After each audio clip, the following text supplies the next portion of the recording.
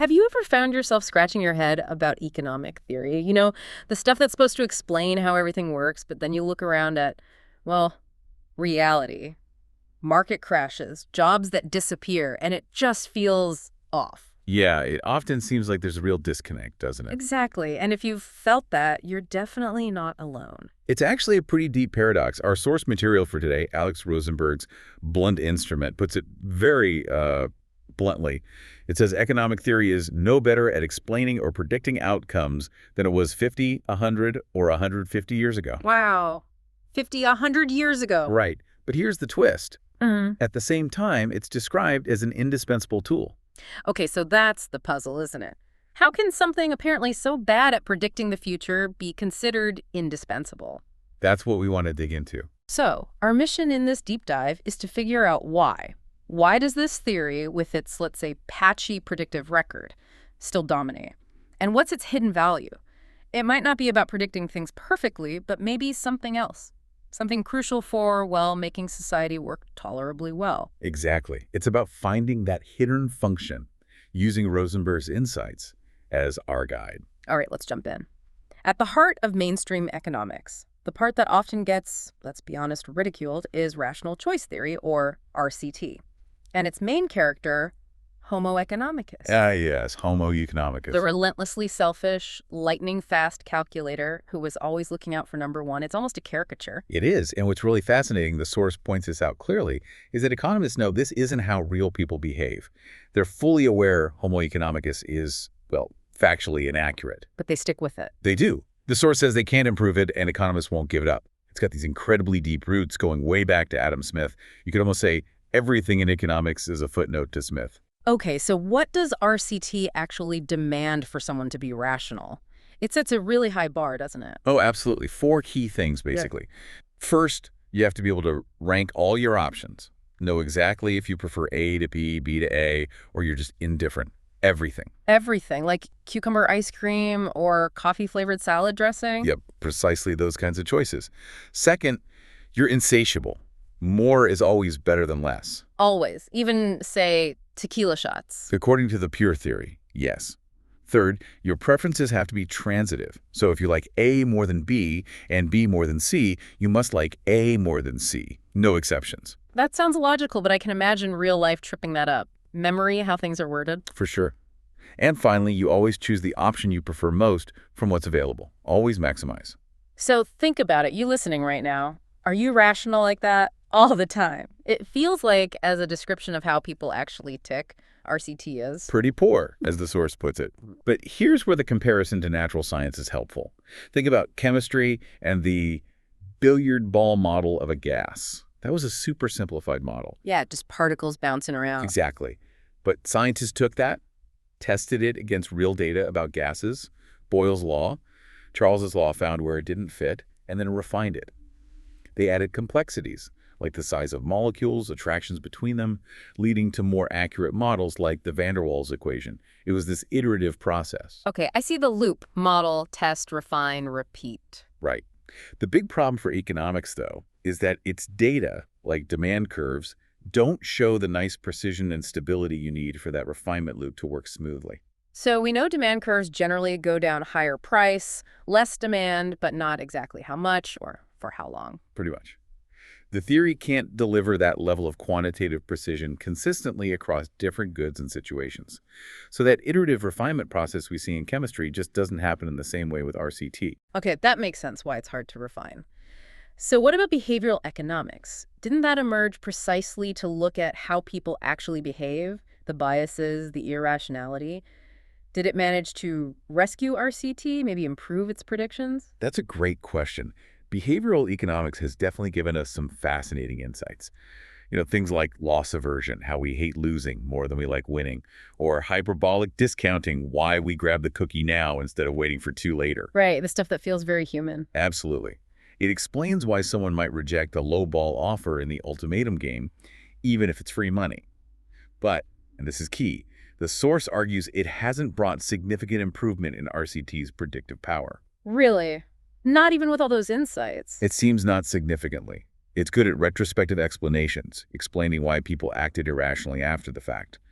But it struggles to predict beforehand who will buy too much insurance, or exactly how these biases play out across populations quantitatively. So it describes the errors, but doesn't fix the core model's predictions. Largely, yes. In fact, a lot of behavioral economics focuses on nudging people, trying to get us to make the choices RCT says are right, rather than changing RCT itself. Others, inspired by Herbert Simon, just kind of set RCT aside and talk about satisficing. Satisficing. Yeah, just choosing the first option that's good enough, not necessarily the absolute best. It's more realistic, perhaps. But overall, behavioral economics looks more like a project of cognitive scientists exploring psychology than a way to refine RCT like the billiard ball model.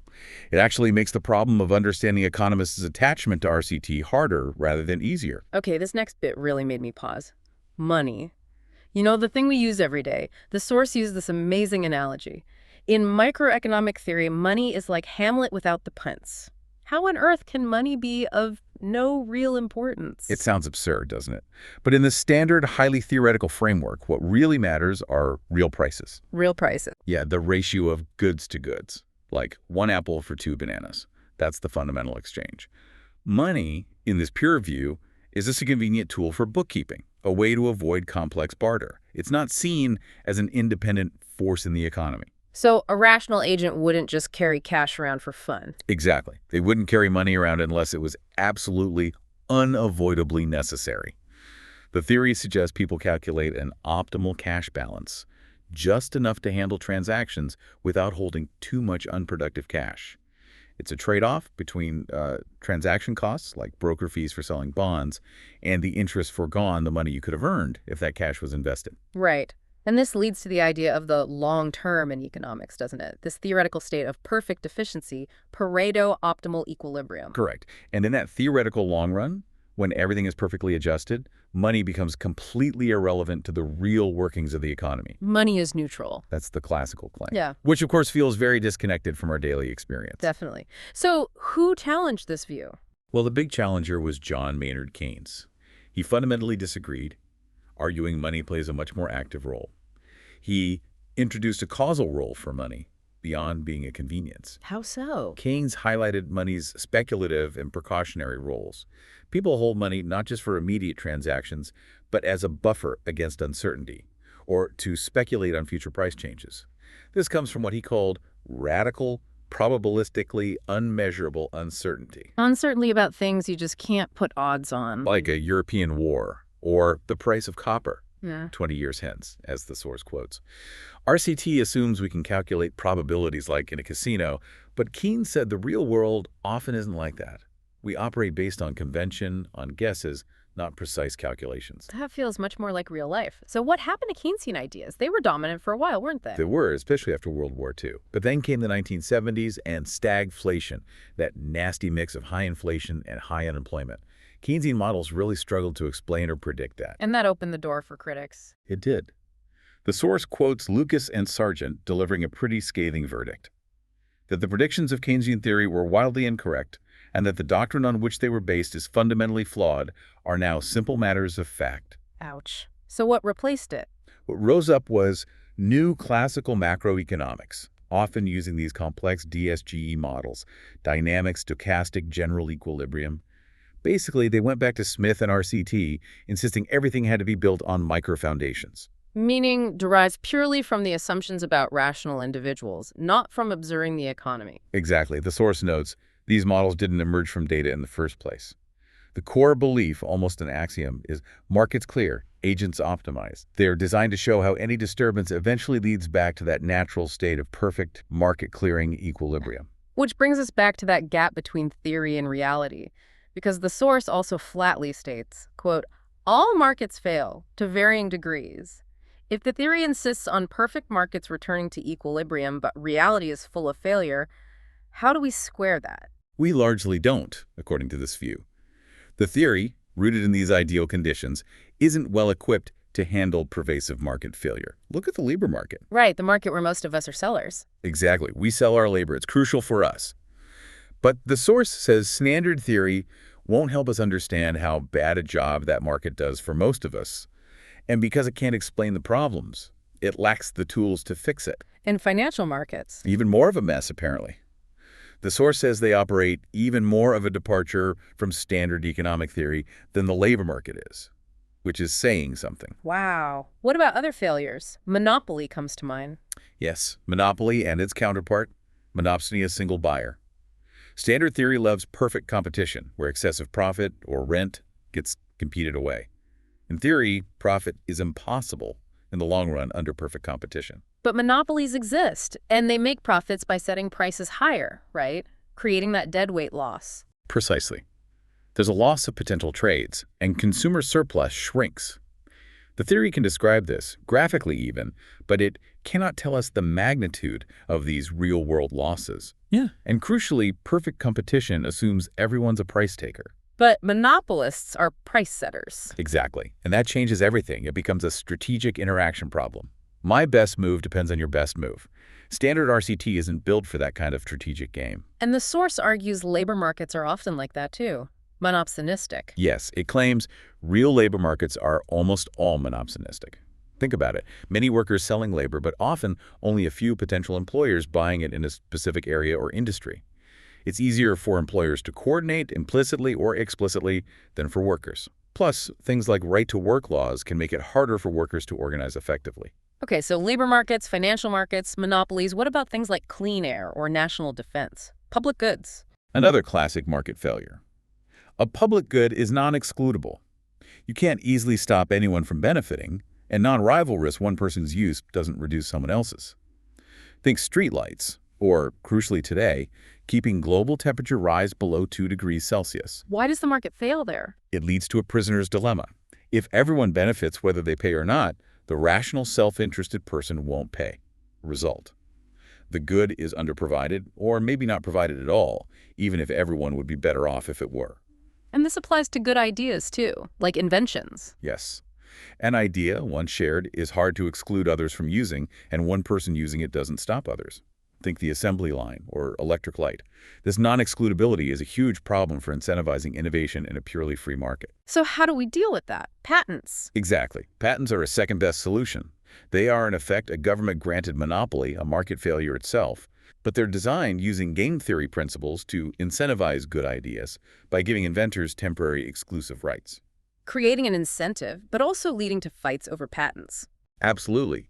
It sets up a constant arms race between patent holders trying to maximize their advantage and governments trying to balance innovation with public access and competition. Okay, so if RCT struggles with prediction and explaining all these failures, where is the indispensable value the source mentioned? It sounds like game theory is stepping into the breach. That's exactly the pivot the source makes. The true, indispensable contribution of economics, especially modern economics, lies in giving us the only effective tools to design institutions. Institutions that can manage society even when people act selfishly. Hume's knave and Hobbes a fool. So instead of describing how people do behave, it's about designing systems that work even if people behave badly, assuming the worst. Precisely. Assuming the worst of human nature, assuming self-interest, is paradoxically the key to designing robust systems. In game theory, the study of strategic interactions is the toolkit. How does that work? Can you give some examples? Sure. Think about Hayek's idea of spontaneous order. He argued the price system in a competitive market acts like a giant, decentralized virtual computer. It coordinates information from millions of buyers and sellers far better than any central planner could. It wasn't designed. It emerged through Darwinian cultural selection. Game theory helps us understand why such emergent systems can be so effective. Okay, so the market is an information processor. What else? Robert Axelrod's work on cooperation is another great example. He used computer simulations of the prisoner's dilemma, played repeatedly. He found that simple strategies like tit for tat, cooperate first, then just copy your opponent's last move, could lead to stable cooperation emerging even among purely self-interested agents. So cooperation isn't just about being nice. It can be a winning strategy. It can be, under the right conditions. This helps explain things like the emergence of trade and trust. There are even recent simulations applying this to international trade policy, showing cycles of cooperation and defection. Fascinating. Any others? Auctions? Yes, auctions. William Vickrey won a Nobel for his work here. He showed this amazing, surprising, counterintuitive mathematical result. In a specific type, a second price auction for a single item where the highest bidder wins but pays the second highest price. Okay. Why would you do that? Because victory proved the dominant strategy. The best thing for you to do, regardless of what others bid, is to bid your full value of the item. You bid honestly what it's worth to you. This forces bidders to reveal their true valuations, incredibly useful information. Wow, that's clever. It designs the rules to get the outcome you want. Exactly. That's called mechanism design. Another huge area is the principal agent problem. Think about hiring a manager for a big project like a CEO. How do you make sure they act in the owner's best interest, not just their own? Give them stock options. That's part of it, skin in the game.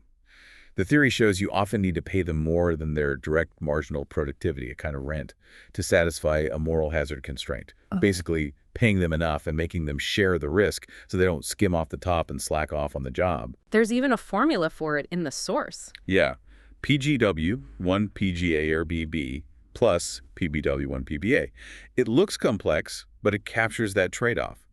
It has sobering implications, suggesting purely egalitarian societies might struggle to incentivize managers effectively without significant rewards, or, conversely, harsh punishments. The source even mentions Stalin's purges as a brutal form of stick. That's quite a range. What about the kidney exchange example? That seemed really powerful. Alvin Roth's work, another Nobel Prize, he took principles from matching medical students to hospitals and applied them to kidney donation. You have pairs, a patient needs a kidney, has a willing donor, but they're incompatible. Right, a common problem. Roth designed an incentive-compatible institution, basically a sophisticated matching system.